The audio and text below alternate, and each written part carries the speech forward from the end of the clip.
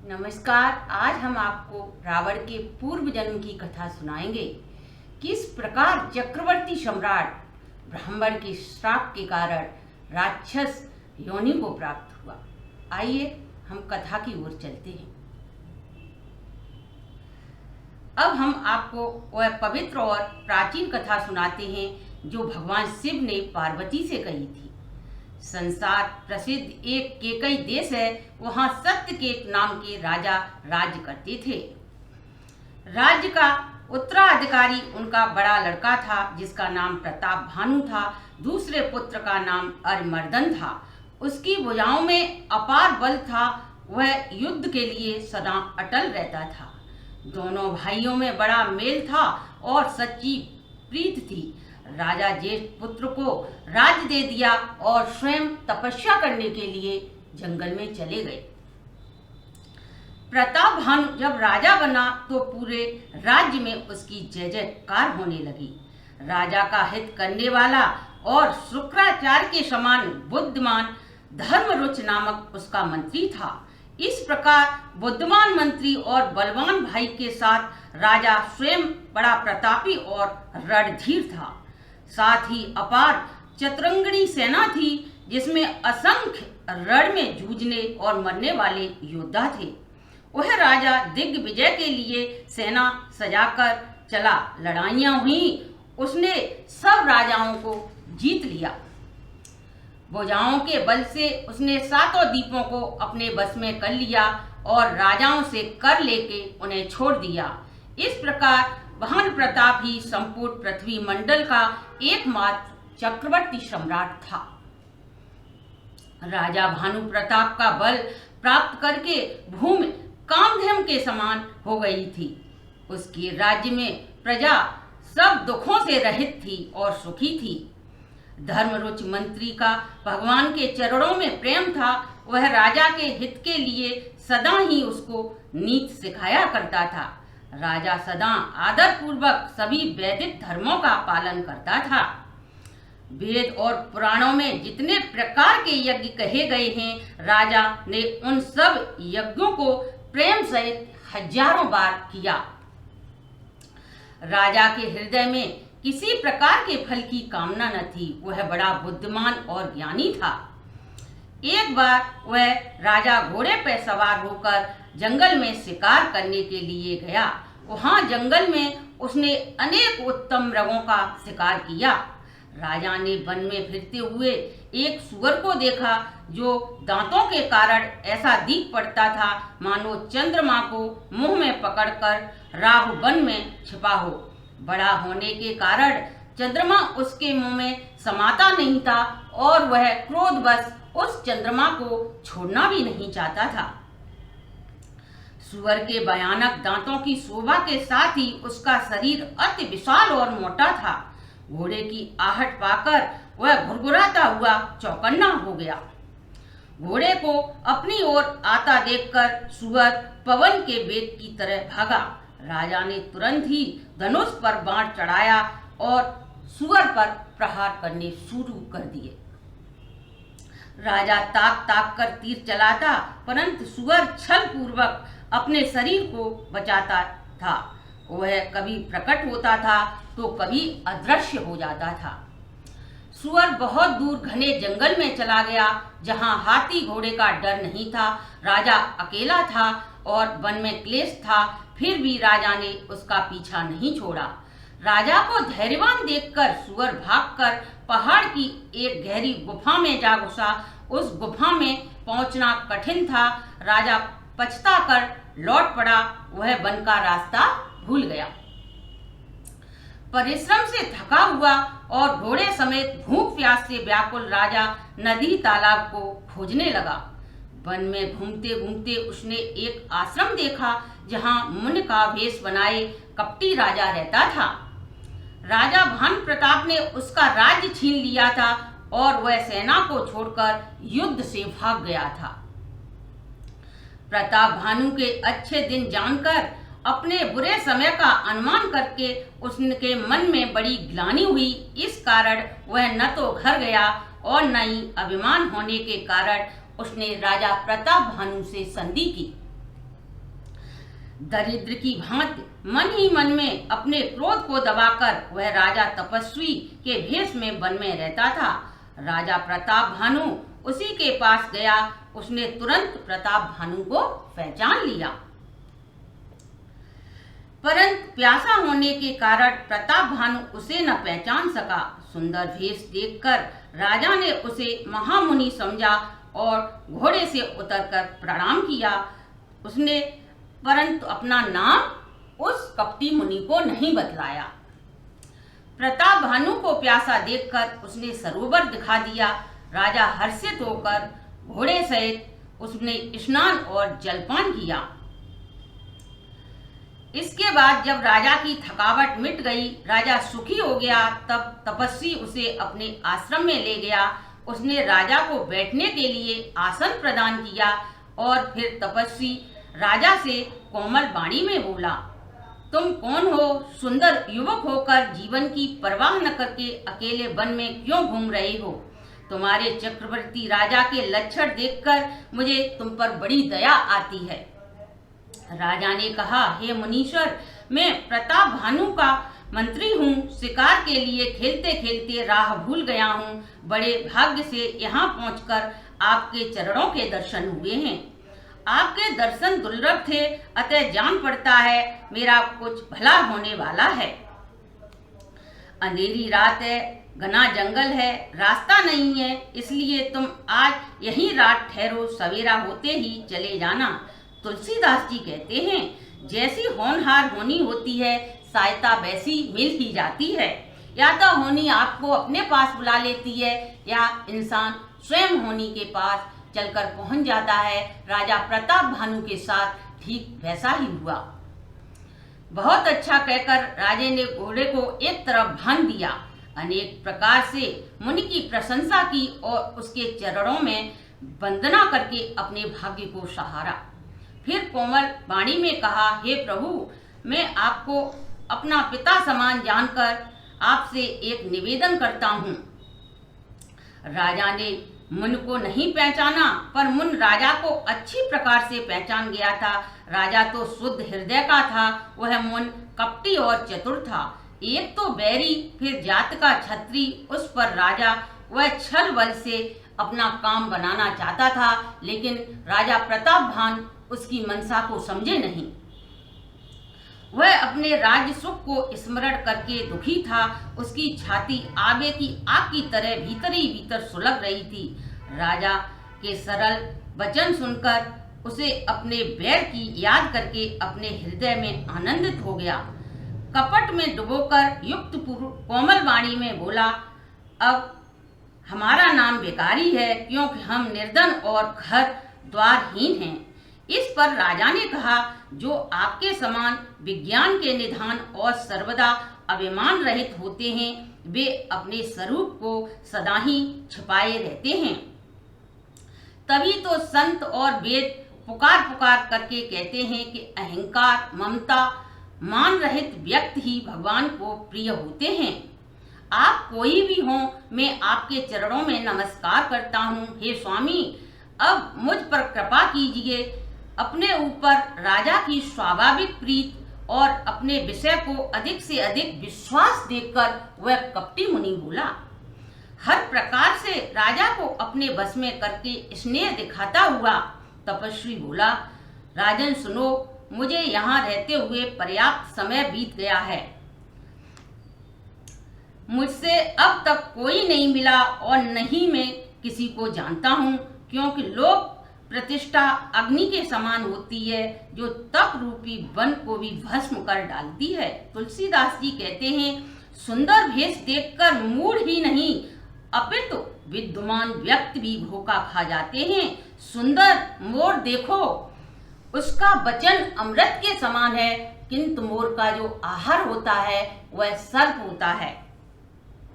कपटी तपस्वी बोला, इसलिए मैं छिपकर रहता हूँ। भगवान को छोड़कर अन्य किसी में मेरा कोई प्रयोजन नहीं। प्रभु सब जानते हैं, फिर संसार को रिझाने से क्या हमें सिद्धि मिलेगी। ज्यों ज्यों यह तपस्वी उदासीनता की बातें करता, त्यों त्यों राजा उस पर अटल विश्वास होता जाता। जब उस कपटी मुनि ने राजा को मन, कर्म और वचन से अपने बस में कर लिया तो वह बोला, हे भाई, हमारा नाम एक तनु है। यह सुनकर राजा ने पुनः सिर निभाकर कहा, मुझे आप अपना सेवक जानकर आप अपने नाम का आशय समझाइए प्रभु। कपटी मुनि ने कहा, जब सृष्टि उत्पन्न हुई थी तभी मेरी उत्पत्ति हुई, तब से मैंने फिर दूसरी शरीर धारण नहीं किया है, इसलिए मेरा नाम एक तनु है। हे पुत्र, मन में आश्चर्य मत करो, तब से कुछ दुर्लभ नहीं है। तब के बल से ही ब्रह्मा जी जगत की रचना करते हैं, तब के बल से ही विष्णु संसार का पालन करते हैं और तब के बल से ही शिव जी जगत का संहार करते हैं। संसार में ऐसी कोई चीज नहीं है जो तप के द्वारा प्राप्त न की जा सके। धर्म कर्म अनेक प्रकार के इतिहास कहकर वह वैराग्य और ज्ञान का निरूपण करने लगा। जब राजा यह सब सुनकर उस तपस्वी के वश में हो गया तो वह उसे अपना नाम बताने लगा। तपस्वी बोला, राजन, मैं तुम्हें जानता हूँ, तुमने मुझसे जो कपट किया वह मुझे अच्छा लगा।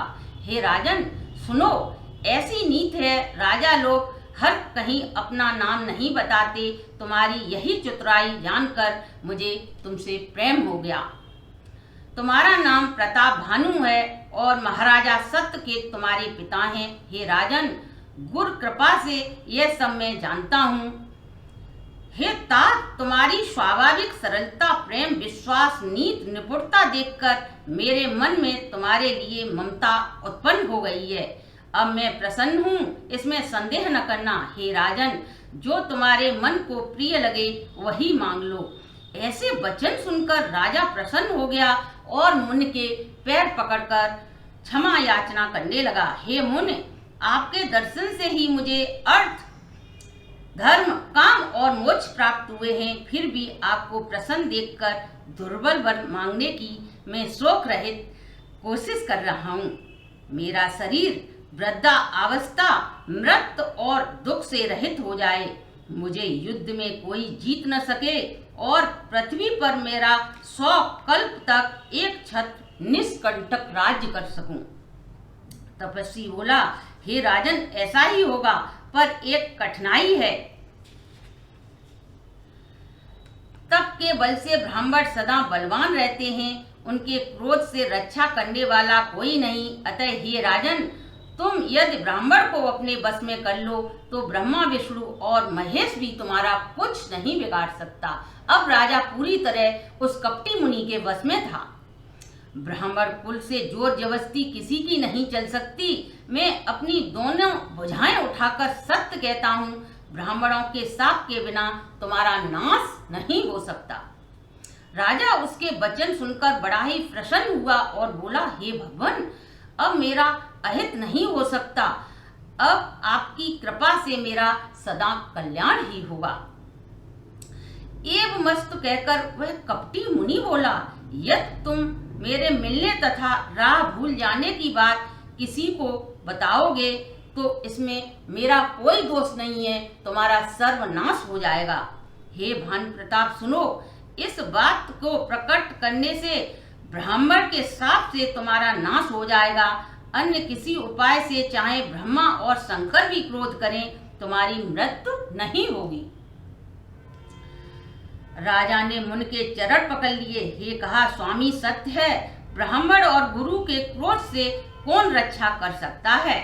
ब्राह्मण किस प्रकार से मेरे बस में हो सकते हैं, कृपा करके मुझे यह भी बतलाइए। हे दीन दयाल, आपको छोड़कर अपना हितैषी मुझे इस दुनिया में कोई नहीं दिखाई देता।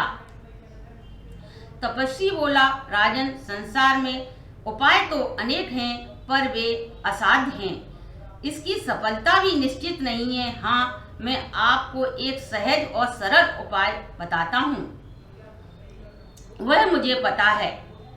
परंतु यदि मैं आपसे कहता हूँ या तुम मेरे विषय में आप मुझसे मिले थे किसी को बताओगे तो तुम्हारा काम बिगड़ जाएगा। बड़े लोग छोटों पर स्नेह करते हैं, पर्वत अपने सिरों पर घास को धारण किए रहते हैं, समुद्र अपने मस्तिष्क पर फैन को धारण करता है और धरती अपने सिर पर सदा धूल को धारण किए हुए रहती है। ऐसा कहकर राजा ने मुनि के पैर पकड़ लिए और कहा, हे स्वामी, कृपा कीजिए, आप संत हैं, दीनों पर कृपा करने वाले हैं, अतः हे प्रभु, मेरे लिए इतना कष्ट अवश्य करें। राजा को अपना अधीन जानकर कपटी तपस्वी बोला, हे राजन सुनो, मैं सत्य कहता हूँ, जगत में कुछ भी ऐसा नहीं है जो दुर्लभ हो। मैं तुम्हारा काम अवश्य करूँगा, क्योंकि मन, कर्म और वचन से तुम मेरे सच्चे भक्त हो, परंतु योग, युक्त और तप आदि का प्रभाव तभी फलीभूत होता है जब वे छिपकर किए जाएं। राजा ने कहा, ऐसा क्या करना चाहिए प्रभु, जिससे मेरा भला हो? बोला, नित्य नए 1,00,000 ब्राह्मणों को कुटुंब सहित निमंत्रण करना। मैं तुम्हारे संकल्प काल तक अर्थात 1 वर्ष तक प्रतिदिन भोजन बना दिया करूंगा।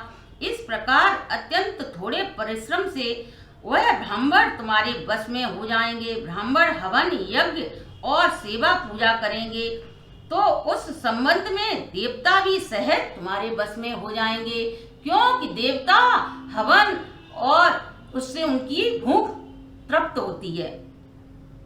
मैं एक बार और पहचान बता देता हूँ, मैं इस रूप में कभी नहीं आऊँगा तथा तप के बल से वह अपने समान 1 वर्ष तक यहाँ रहूँगा, फिर उसका रूप बनाकर कपटी तुम्हारा काम सिद्ध कर दूंगा। हे राजन, अब बहुत रात बीत गई, सो जाओ। मैं पुरोहित का वेश धारण करके आऊंगा।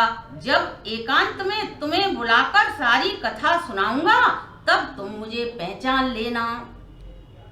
राजा उस कपटी तपस्वी की आज्ञा मानकर सो गया। उसी समय वहां कालकेतु नाम का राक्षस आया, जिसने सुअर बनकर राजा को भटकाया था। वह सुअर तपस्वी राजा का मित्र था। छल कपट करना उसे भली भांति आती थी। उस कपटी कालकेतु के 100 पुत्र और 10 भाई थे, जो बड़े ही दुष्ट, किसी के द्वारा न जीत जाने वाले और देवताओं को दुख देने वाले थे। ब्राह्मणों, संतों और देवताओं को दुखी देखकर राजा प्रताप भानु ने उन सबको युद्ध में मार डाला था। उस दुष्ट ने अपना पिछला बैर याद करके तपस्वी राजा से मिलकर षड्यंत्र किया। किस प्रकार शत्रु का नाश हो, वही उपाय रचा। भावी बस राजा प्रताप भानु कुछ समझ न सका। तेजस्वी शस्त्र अकेला भी हो तो भी उसे छोटा नहीं समझना चाहिए, क्योंकि जिसका सिर मात्र शेष बचा था, वह राहु आज भी सूर्य और चंद्रमा को दुख दे रहा है। तपस्वी राजा अपने मित्र को देखकर प्रसन्न होकर मिला और सुखी हो गया। हे राजन सुनो, जब तुमने मेरे कहे अनुसार काम कर लिया तो समझ लो शस्त्र मेरे बस में हो गया। अब तुम किसी प्रकार की चिंता मत करना। उसने राजा प्रताप भानु को घोड़े सहित क्षण भर में उसने घर पहुंचा दिया। राजा को रानी के पास सुलाकर घोड़ों को अस्तबल में बांध दिया। ये सब उस राक्षस ने अपनी माया से किया। राजा को पता भी नहीं चला कि क्या हो गया। फिर वह राजा के पुरोहित को उठा ले गया और अपनी माया से उसकी बुद्धि को भ्रम में डालकर उसे पहाड़ की गुफा में ले गया। वह मुनि की महिमा का अनुमान करके सुबह धीरे से उठा, उसने जिससे रानी न जाग सके। फिर वह उसी घोड़े पर चढ़कर वन चला गया। नगर के किसी भी स्त्री पुरुष को राजा के दोबारा वन में जाने की जानकारी नहीं हुई। राजा के 3 दिन युग के समान बीते। उसकी बुद्धि कपटी मुनि के चरणों में लगी रही। निश्चित समय जानकर पुरोहित बना राक्षस आया और राजा के साथ हुई गुप्त सलाह के अनुसार उसने विचार कर उसे सब समझा दिया। संकेत के अनुसार गुरु को उस रूप में पहचान कर राजा प्रसन्न हुआ। भ्रमवश उसे यह ज्ञान न रहा कि यह तापस मुनि है या कालकेतु नाम का राक्षस है। पुरोहितों ने वेदों से वर्णित 6 रस और 4 प्रकार के भोजन बनाए गए, मायामयी रसोई तैयार की और जितने व्यंजन बनाए गए उसकी कोई गिनती नहीं कर सकता, इतने व्यंजन थे। ज्यों ही राजा ब्राह्मणों को भोजन परोसने लगा, उसी समय आकाशवाणी हुई, हे ब्राह्मणों, अपने घर जाओ, यह अन्न मत खाओ, इसके खाने से तुम्हारी बड़ी हानि होगी। रसोई में ब्राह्मणों का मांस बना है, इसे सत्य मानकर सब ब्राह्मण उठ खड़े हुए। राजा व्याकुल हो गया, परंतु उसकी बुद्धि मोह से भ्रमित थी। होनहार बस उसके मुंह से एक बात भी नहीं निकल सकी। तब ब्राह्मण क्रोध सहित बोले, अरे मूर्ख राजा, तू जाकर पर्वत सहित राक्षस हो जा। हे नीच क्षत्रिय, तूने ब्राह्मणों को पर्वत सहित बुलाकर उनके धर्म को नष्ट करना चाहा था। ईश्वर ने हमारे धर्म की रक्षा की, अब तू सब परिवार नष्ट हो जाएगा। 1 वर्ष के भीतर ही तेरा नाश हो जाएगा। तेरे कुल में पानी देने वाला कोई नहीं रहेगा। साफ सुनकर राजा भय के मारे अति व्याकुल हो गया। फिर आकाशवाणी होती है, हे ब्राह्मणों सुनो, तुमने बिना विचारे साफ दे दिया है, राजा का कोई अपराध नहीं है। आकाशवाणी सुनकर सब ब्राह्मण चकित हो गए। तब राजा वहां गया जहां भोजन बना था। तो राजा वहां जाकर क्या देखता है, वहां राजा ने देखा न तो भोजन था न रसोइया था। तब राजा मन में अपार चिंता करता हुआ लौटा। उसने ब्राह्मणों को सब वृतांत सुनाया और अत्यंत भयभीत व व्याकुल होकर पृथ्वी पर गिर पड़ा। हे राजन, यद्यप तुम्हारा कोई दोष नहीं है तो भी होनहार नहीं मिटती। ब्राह्मणों का शाप अत्यंत भयानक होता है, इस प्रकार वह किसी के टाले नहीं टल सकता। ऐसा कहकर सब ब्राह्मण चले गए। नगरवासियों ने जब यह समाचार सुना तो वे चिंता करने और विधाता को दोष देने लगे। हे विधाता, तूने ये क्या कर दिया? जिसे हंस बनाते बनाते तूने कौवा बना दिया, अर्थात ऐसे राजा को देवता बनना चाहिए था, परंतु तुमने तो इसे राक्षस बना दिया। पुरोहितों को उसने अपने घर पहुंचाकर असुर ने कपटी तपस्वी को खबर दी। उस दुष्ट ने जहां जहां पत्र भेजे थे वहां के सभी राजा सेना लेकर राजा के राज्य पर चढ़ाई कर देते हैं। सत्यकेत के कुल में कोई नहीं बचा। ब्राह्मणों का शाप झूठा नहीं हो सकता। शस्त्र को जीतकर नगर को फिर से बसाकर सब राजा विजय और यश पाकर अपने अपने नगर चले गए।